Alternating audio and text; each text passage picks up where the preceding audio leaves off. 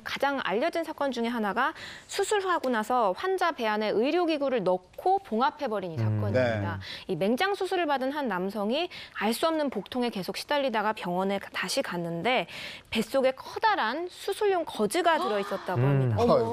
이전에도 담석 제거 수술을 받은 사람 뱃속에 거즈가 그대로 남아서 재수술을 통해 제거했던 일도 있었고요. 복부지방 제거 수술을 받은 사람이 이 공항 검색대를 통과할 때마다 금속 탐지기가 울려서 X선 촬영을 해보니까 가위 모양의 의료기구가 안에 있었던 겁니다. 심지어 이미 마취를 했는데 장비가 고장난 사실을 뒤늦게 알게 돼서 이 장비를 대체할 장비가 없잖아요. 그래서 결국 수술을 연기한 사례도 있었습니다. 정말 환자 입장에서는 얼마나 황당하겠습니까. 그리고 또 제가 알기로는 수술 부위를 오해해서요. 다른 수술을 하거나 혹은 적출을 한 경우까지 있었다고 들었어요. 맞습니다. 예, 유두에 있는 혹을 제거하는 수술이었는데 유두를 혹으로 착각해서 유두를 떼어냈다고 합니다.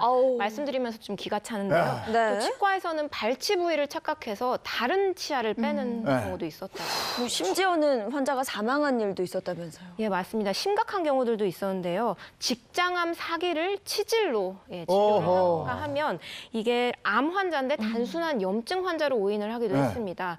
또 심지어는 폐암 환자인데 곰팡이로 진단을 하기도 했다고 하는데요. 예, 이런 오진 사건으로 인한 의료 분쟁은 2013년만 해도 462건이었는데 작년에는 1000건이 훌쩍 넘었습니다. 아주 계속 늘어나고 있는 겁니다. 아니 이런 오진으로 인한 의료 분쟁 이게 명백하게 눈에 보이는 거는 모르겠지만 이게 뭐지 하는 거는 섣불리 나서기도 힘들다면서요. 저는 실제로 제 친한 친구의 시아버지가 안과 간단한 시술을 받다가 돌아가시는 일이 있었거든요. 그래서 그동안 소송하고 그 과정을 옆에서 굉장히 지켜봤는데 돈 쓰죠, 시간 쓰죠, 마음 쓰죠, 고생을 굉장히 많이 하는 모습을 봤어요. 그래서 아예 이런 일이 일어나면 지레 이제 포기를 하는 거죠. 어차피 이기지 못할 거. 그런 생각들을 많이 계란으로 하더라고요. 바위친다. 그렇죠. 그러니까 의료사고도 다른 소송과 마찬가지로 원고가 즉 피해자가 입증을 해야 돼요.